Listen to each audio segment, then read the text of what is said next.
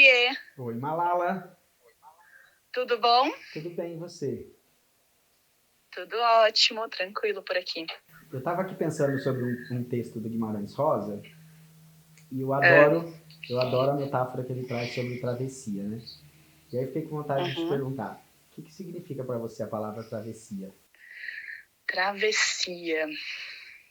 Eu penso que é um processo sei lá, de mudança, de transformação. Acho que quando você fala de atravessar algo, né? Uhum. Você passa por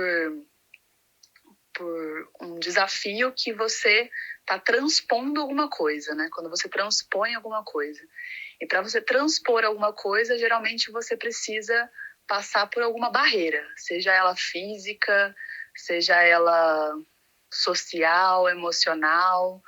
Se a gente for pensar num significado mais profundo da travessia, então eu penso que a travessia ela exige esforço e exige um processo também reflexivo de transformação, para que você consiga finalizar esse ato de atravessar algo, né? Através de algo. Estou no momento certo para falar de travessia, né? A gestação tem sido uma travessia.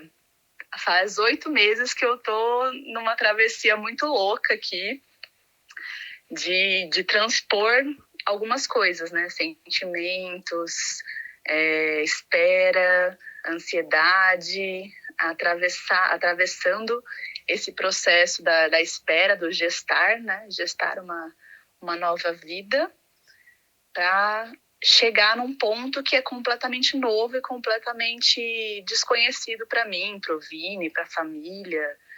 Então, definitivamente a gravidez é o meu processo de travessia atual. E é muito, muito interessante, assim, olhar para a gestação como um processo de travessia, de atravessar, porque é justamente esse caminho entre, né? E eu tenho tentado, né, nesse cotidiano novo aí, né, desses meses de espera, curtir essa travessia.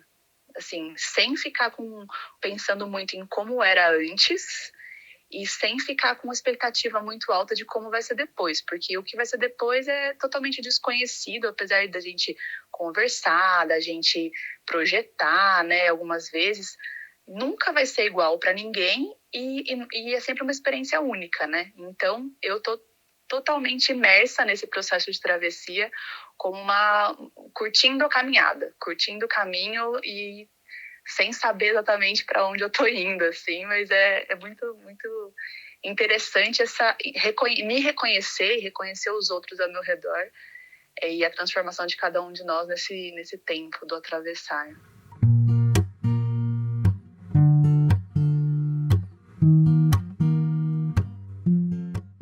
Quem sabe? Podia ser. Eu estava enfeitiçado?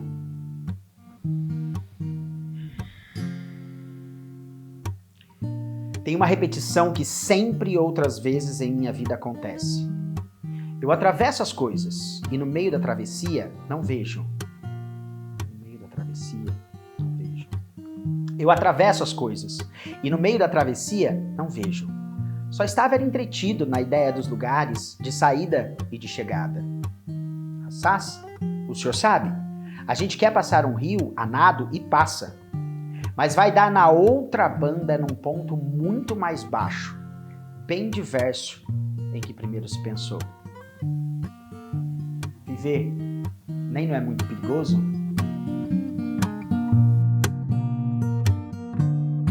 A minha paixão e o meu fascínio pela metáfora da travessia não está necessariamente associada à minha vivência profissional. Não foi como jornalista ou como professor que eu me deparei com essa experiência literária de maneira profunda e verdadeira. Eu passei a pensar a respeito de travessias, acredito que a partir do momento que eu passei a pensar efetivamente. Me fez muito sentido a ideia de que nós estamos atravessando, que nós estamos em movimento, que nós estamos sempre de passagem, saindo de um ponto ao outro e em busca de algo. A minha vivência real com Guimarães Rosa tem a ver com a maneira com a qual eu consigo enxergar aquelas experiências literárias, aquelas experiências de passagem, de travessias, como algo mítico e muito conectado com a minha própria realidade. Porque a gente percebe que são personagens complexas, vivendo situações insólitas,